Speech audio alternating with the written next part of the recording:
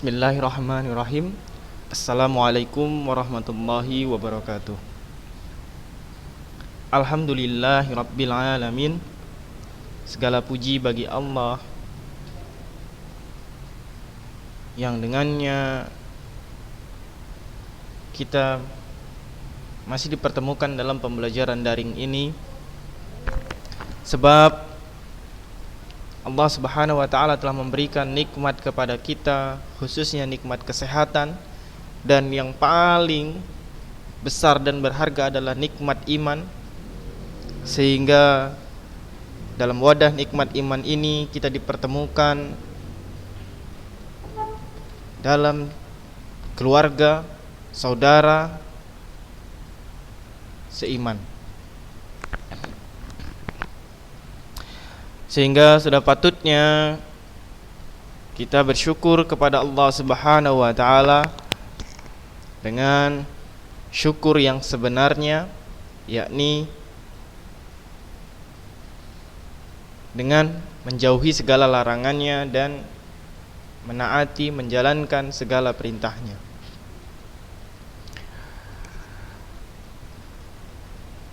Tidak lupa pula salawat dan salam kita sampaikan kepada Nabi Muhammad SAW,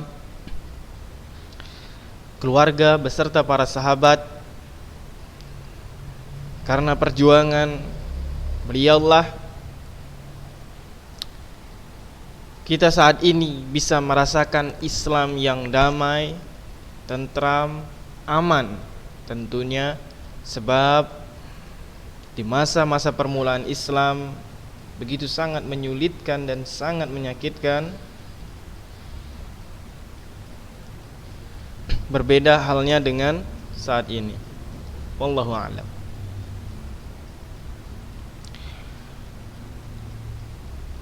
Penilaian tengah semester telah selesai kemarin, begitu ya. Nah, meskipun penilaian tengah semester telah selesai, bukan berarti pembelajaran kita pun selesai, begitu. Nah, kalau kata pepatah, belajar itu dari buayan hingga liang lahat. Jadi proses hidup itu adalah belajar. Mulai seorang bayi dilahirkan, orang tersebut sudah belajar hingga orang tersebut mati. Ia tetap belajar selama ia masih hidup. Sehingga pembelajaran kita kali ini tetap kita lanjutkan pada bab berikutnya. Sebelumnya, di bab sebelumnya kita telah membahas cerita fantasi. Di bab kali ini kita akan belajar tentang teks prosedur. Nah, di subbab ini memang dikhususkan yaitu tentang mewariskan budaya melalui teks prosedur. Taib. Anak kali ini menggunakan buku bahasa Indonesia. Mengingat pada Agustus, tepatnya mungkin di akhir Agustus, ya, minggu ketiga, minggu keempat, dan di awal September, minggu pertama dan kedua, bahwasannya buku telah didistribusikan kepada ananda-ananda sekalian.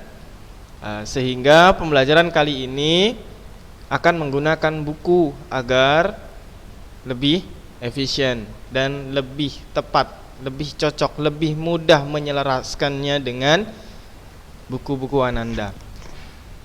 Namun bukan berarti pembelajaran kita sebelumnya di bab 1 dan bab 2 itu tidak sesuai buku. Ya, pembelajaran sebelumnya sudah sesuai dengan buku. Akan tetapi di pembelajaran sebelumnya ana kemas dengan cara yang berbeda, tidak berdasarkan buku. Karena apabila berdasarkan buku, maka materi-materinya itu sangat meluas. Ananda sekalian sebelumnya tidak punya buku, sehingga nantinya akan membingungkan. Nah, kali ini karena sudah punya buku, makanya kita menggunakan buku. Nah, ini tentang teks prosedur. Nanti teks prosedur itu kita ada terdiri dari 4 subbab. Yang pertama mengidentifikasi teks prosedur, ya. Ini. Kemudian menyimpulkan teks prosedur, menelaah struktur dan aspek kebahasaan teks prosedur, kemudian menyajikan data rangkaian kegiatan ke dalam bentuk teks prosedur. Thayyib.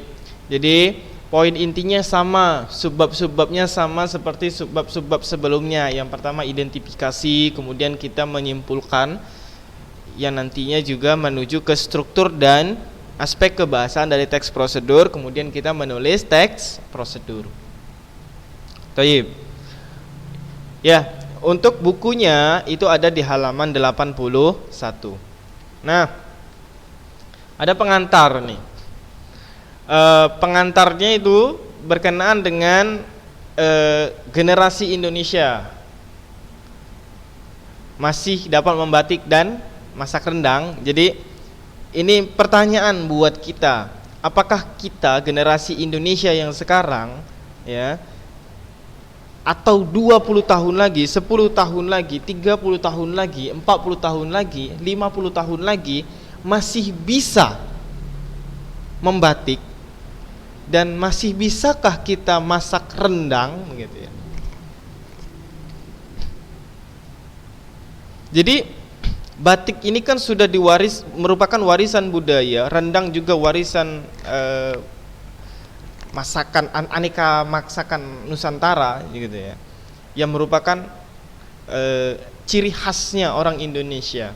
Kira-kira saat inilah ana tanya saat ini begitu, apakah kita bisa membatik begitu? Tentu kita tidak bisa. Apakah saat ini masih ada yang bisa membatik? Itu pertanyaannya pertanyaan yang sebenarnya menjadi pertanyaan yang mungkin jawabannya itu luas begitu. Apakah saat ini orang Indonesia secara umum begitu ya, khususnya misalnya pelaku usaha batik masih bisa membatik, khususnya batik tradisional yang diwariskan oleh leluhur misalnya gitu, orang-orang terdahulu begitu. Pertanyaan itu jawabannya bisa iya bisa tidak. Karena kita melihatnya saat ini batik-batik di Indonesia itu lebih batik sablon gitu ya, menggunakan peralatan-peralatan modern, dicetak ya, di print, layaknya batik sablon. Nah, bagaimana batik yang asli, misalnya batik tulis? Nah, itu hanya sebagian kecil saja di Indonesia yang masih mempertahankan caranya itu. Begitupun dengan masakan-masakan tradisional, semisal rendang, kemudian jenis-jenis makanan onde-onde, terus apalagi mungkin Nagasari. Kalau orang Batak ada jenis makanan itu ombus-ombus gitu ya. Itu mungkin dilupakan saat ini, apalagi di kota besar khususnya ya, mengedepankan masakan-masakan yang asalnya dari luar negeri ya, dari luar negara kita begitu ya. Ya, bukan berarti masakan-masakan dari luar negeri itu tidak boleh dimakan, boleh. Tapi tidak boleh melupakan masakan khasnya sendiri begitu. Misalnya antum lebih suka makan pizza dibandingkan makan getuk tiwul misalnya begitu. Tapi bukan berarti tidak mampu untuk membuatnya, tidak tahu itu getuk tiwul itu ciri khasnya orang Indonesia begitu. Jadi lupa dan bahkan nggak mau memakannya. Nah, dalam praktiknya ini, di dalam prosedur teks prosedur ini, itulah fungsinya. untuk salah satunya untuk melestarikan budaya dan juga untuk melestarikan masakan Nusantara yang khususnya berhubungan dengan prosedur. Nah, prosedur memasaknya, baik itu masakannya yang sifatnya masih tradisional maupun sudah modern. Allahu a'lam. Itulah dia pengenalan tentang teks prosedur. Sekarang di bagian A kita akan mengidentifikasi ciri teks prosedur. Oh, taib. Sebelum kita mengidentifikasi ciri teks prosedur, alangkah lebih baiknya kita tahu dulu apa itu pengertian dari teks prosedur, gitu ya. Nah,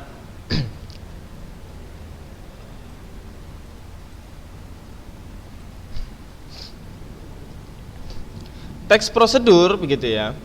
Teks prosedur adalah suatu bentuk teks yang berisi langkah-langkah ataupun juga berupa tahapan-tahapan yang harus dipenuhi dalam melakukan sebuah kegiatan agar kegiatan tersebut dapat berjalan dengan baik.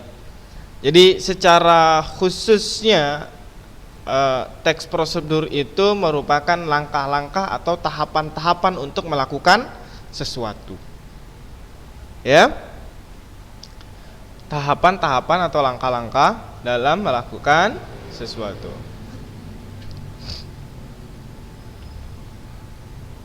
Nah, itulah dia teks prosedur pengertiannya. Nah, kalau kita mengidentifikasi ciri dari teks prosedur begitu ya.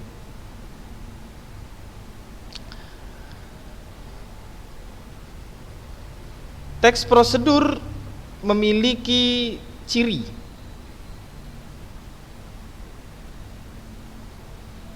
Ciri-cirinya ya, kalau di sini dijelaskan untuk memberikan petunjuk agar seseorang dapat melakukan sesuatu pekerjaan begitu. Ya. Nah, kemudian agar kegiatan dapat secara tepat dan akurat serta memperoleh hasil yang maksimal.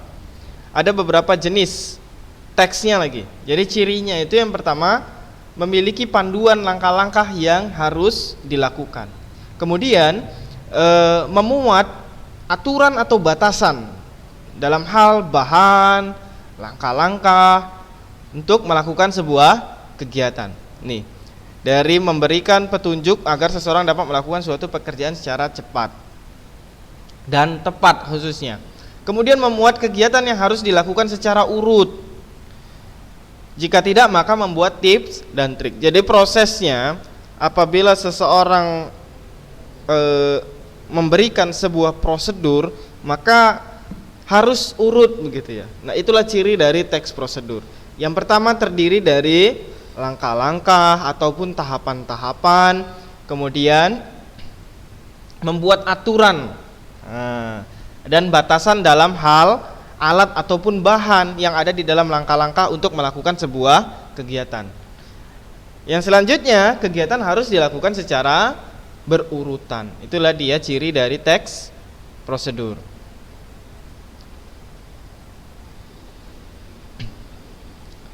Baik. Yang selanjutnya, jenisnya begitu ya, jenis teks prosedur. Nah, untuk jenis teks prosedur kita bisa melihat dari ini ya, dari contoh teks prosedur ini. Nah, yang pertama kita lihat ada teks prosedur cara memainkan angklung. Nah, angklung katanya merupakan warisan seni tradisional Indonesia katanya begitu. Sebagai warisan seni yang sangat berharga, kita hendaknya belajar memainkan angklung. Taib, angklung adalah alat musik. Wallahu a'lam, alat musik di dalam Islam itu dikategorikan sebagai sesuatu yang haram. Jadi kita hanya menjadi informasi saja berkenaan dengan teks prosedur ini agar Anda sekalian tahu jenis-jenis dari teks prosedur begitu. Bukan berarti pembelajaran ini kita harus main angklung. Baik. Begini cara memainkan angklung katanya. 1. Pegang angklung dengan tangan kiri. Kemudian pegang angklung dengan cara memegang simpul pertemuan dua tiang angklung vertikal dan horizontal. Ana juga tidak tahu bagaimana caranya ini ya. Tapi kalau misalnya memegang angklungnya bisa dipraktikkan begitu. Itulah dia teks prosedur. Jadi ketika kita punya bahannya, barangnya, maka ketika kita membaca langkah-langkahnya dapat kita lakukan, mudah dipahami oleh kita begitu. Ya, ini contoh. Misalnya kita memainkan yang lainnya, bukan memainkan alat musik begitu, sesuatu yang lainnya yang dimainkan. Jadi ketika kita ada bendanya yang akan kita ikuti langkah-langkahnya, maka langkah-langkah ini sudah mewakili dan mudah untuk dipahami. Kemudian pegang dengan genggaman tangan dan telapak tangan menghadap ke atas ataupun ke bawah. Posisikan angklung yang dipegang tegak dan sejajar dengan tubuh begitu. Itu dijelaskan seperti itu terus sampai akhir. Selamat berlatih untuk melestarikan budaya kita, katanya begitu. Nah, di sini ada kata pengakhiran ya, ada akhirnya. Inilah penutupnya. Langkah-langkah ini termasuk isi ya. Ini adalah penutupnya. Kemudian teks yang kedua, cara membuat obat tradisional insomnia. Insomnia itu apa? Insomnia adalah orang yang mengalami atau ya mengalami kesulitan tidur. Ya, sulit untuk tidur. Nah, ini ada obat tradisionalnya untuk mengobati insomnia. Nah, Anda mengalami insomnia, tidak bisa tidur ya, mengalami kesulitan untuk tidur ya. Nenek moyang kita mewariskan resep tradisional untuk penderita insomnia. Bahan, nah ini bahan. Tadi sesuai dengan ciri ya. Ada alat, ada bahan, ada tahapan-tahapan, dan juga dalam teks prosedur itu berurutan, begitu ya, berurutan. Yang pertama, bahannya ada 5 potong akar kelapa hijau, masing-masing 4 cm. Nah di sini dijelaskan berapa banyaknya, kemudian berapa ukurannya, kemudian 600 cc air. Nah, langkah-langkah di sini ada langkah-langkahnya juga secara berurutan. Nah, yang ketiga, cara melakukan gerakan tari tortor misalnya gitu. Ya, melakukan sesuatu kan tidak harus menari ya. Nah, Ana sangat menyarankan sekali agar Ananda sekalian hanya menjadikan bahan ini sebagai informasi saja begitu. Tidak menjadikan bahan ini untuk dilakukan begitu. Apalagi yang bahan atau materi-materi ini yang jauh dari Islam, yang tidak ada ajarannya di dalam Islam, bahkan dilarang begitu ya. Nah, ini cara melakukan gerakan tari tortor begitu. Terus di sini ada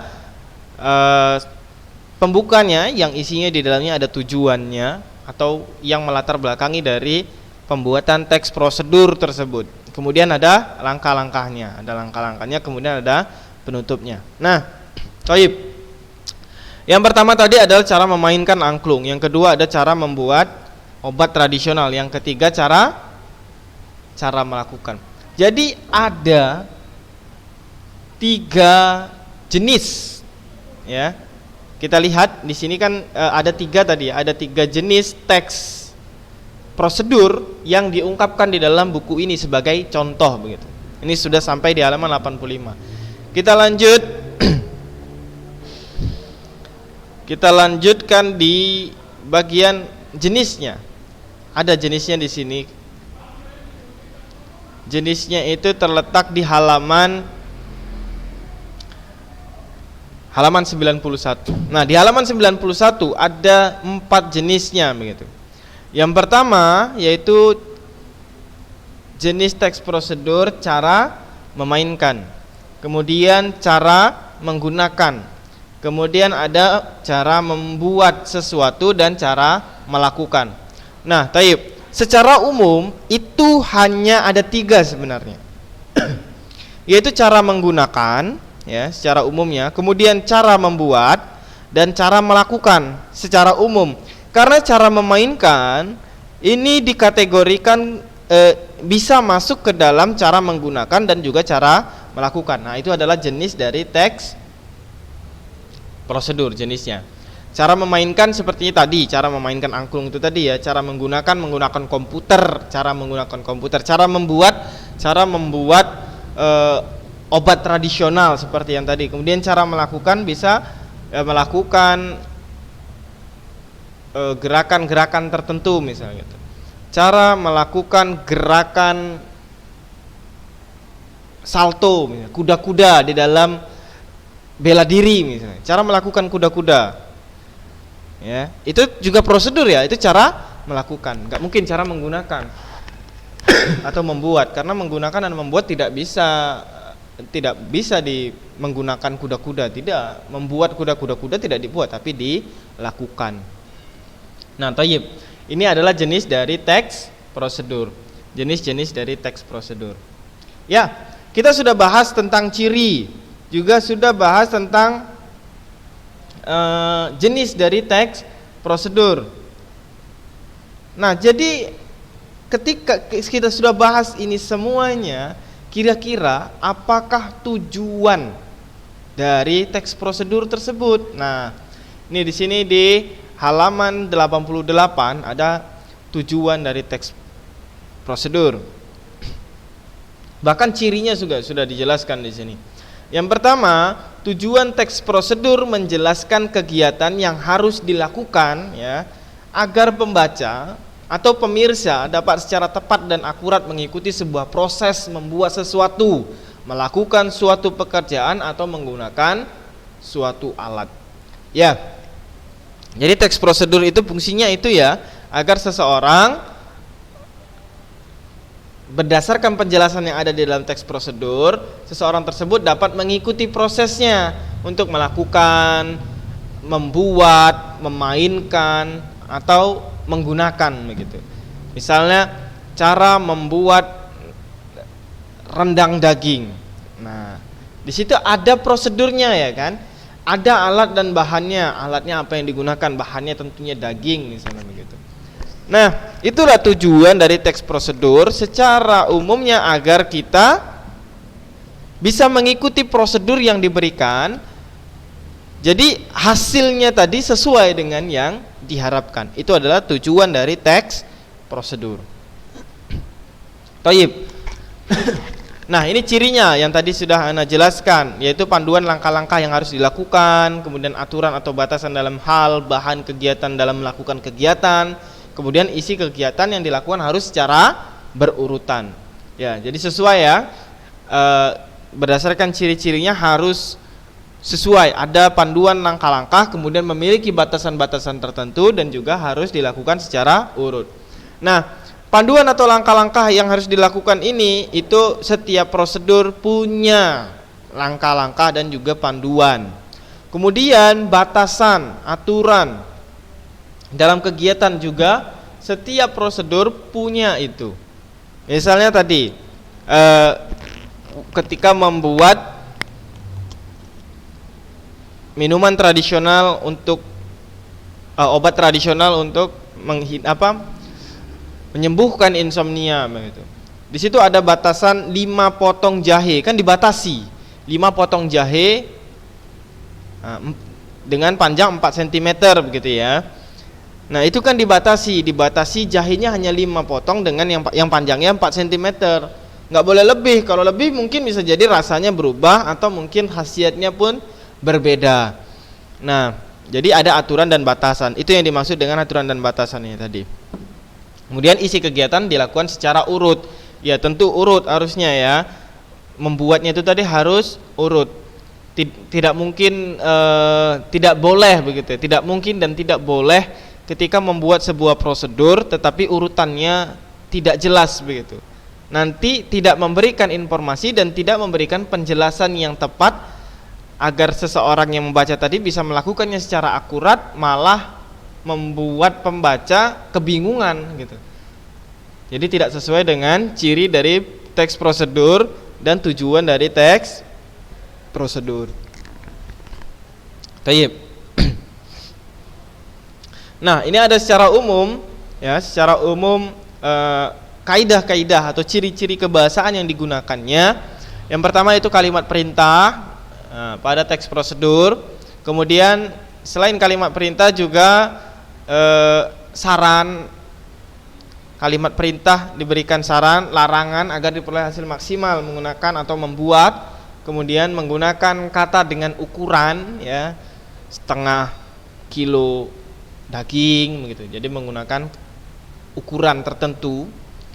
Kemudian menggunakan kelompok kalimat dengan batasan yang jelas gitu. Kelompok kalimat yang menggunakan batasan jelas. Misalnya rebus hingga menjadi bubur, lipat bagian ujung kanan hingga membentuk segitiga sama kaki, dan lain sebagainya.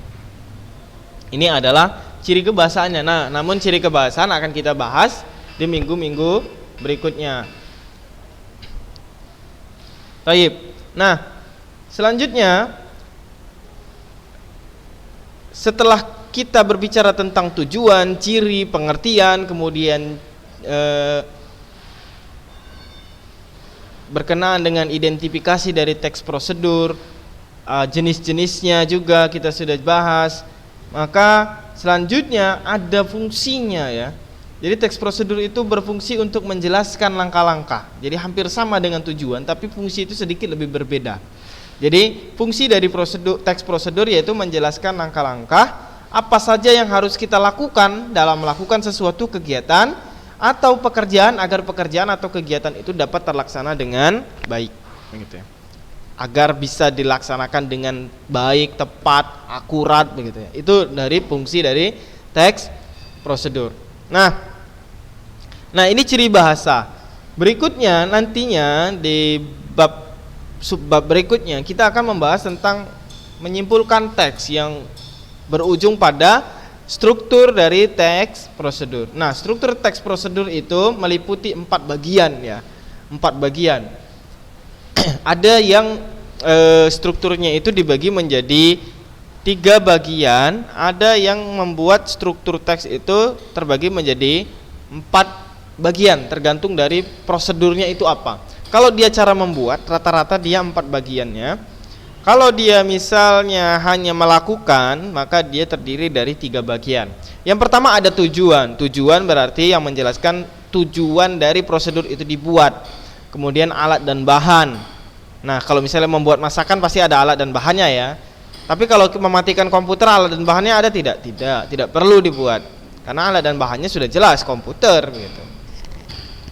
Berarti meliputi langkah-langkah. Nah, itu bagian yang ketiga, struktur yang ketiga, yaitu langkah-langkah dari teks prosedur seperti yang ini tadi, ya. Ini langkah-langkahnya, misalnya mematikan komputer. Kemudian ada penutup. Penutup itu bisa berisi simpulan, bisa pula berisi saran, begitu ya. Bahwasanya pelaksanaan dari prosedur ini ketika dilakukan dengan baik maka akan mendapatkan hasil yang baik pula.